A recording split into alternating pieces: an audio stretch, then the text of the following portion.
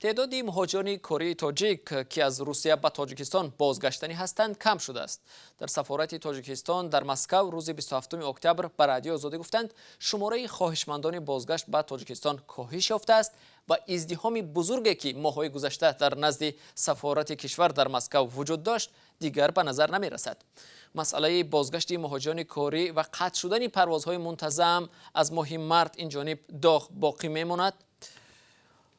همکارم میرزانبی خالقزاد این موضوع را پیگیری داشت و حالا با ما در استودیو قرار دارد. میرزانبی سلام و بگوید که شماره آنهایی که به تاجیکستان بازگشتن میخواهند تا چه حد کم شده است؟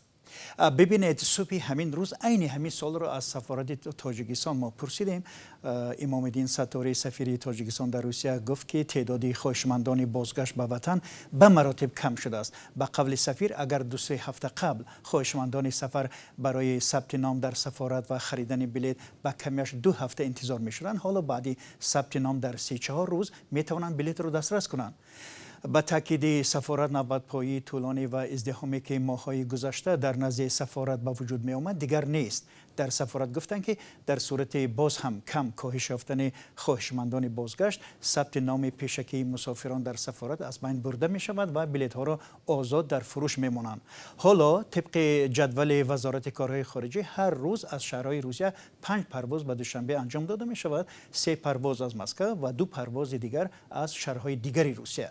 میرزانبی، اکثریت بینندگان میپرسند که پروازهای منتظم میان روسیه و تاجیکستان کی برقرار می شود که زندگیشان را درست برنامه‌ریزی کنند. بعضی ها میگویند شاید سفارت و یا تاجیکستان منفعت دار نیست که پروازهای معمولی برقرار شود چون حالا قیمت بلیط گرانتر است. آیا در این باره سفارت اظهار نظر کرد؟ بله درست است عبدالله. در سفارت تاجیکستان گفتند که این ادعای درست نیست. سفیر کشور در مسکو امام الدین ستاری از جمله گفت که سفارت برعکس هر چه زودتر خواهان برقرار شدن پروازهای معمولی است و در این رابطه مذاکرات را ادامه داده شده است. ما از ایول آماده بودیم حریم هوایی را باز کردن، پروازهای مستقیم برقرار کردن.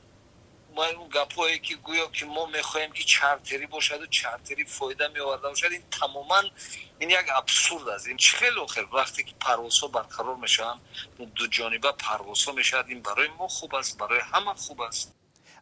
طور دیدیم به گفته سفیر از سر گرفتن پروازهای منتظم به میل روسیه و وضع اپیدمیولوژی در این کشور وابسته است و هر گاهی که این کشور رضایت بدهد تاجیکستان هم آماده است پروازها را از سر بگیرد. پروازهای منتظم میان تاجیکستان و روسیه بنابر خروج کرونا ویروس از 20 مارس قطع کرده شد. بنابر معلومات مقامات توسط پروازهای چارتری از روسیه به تاجیکستان در این مدت 70,000 نفر بازگشتند.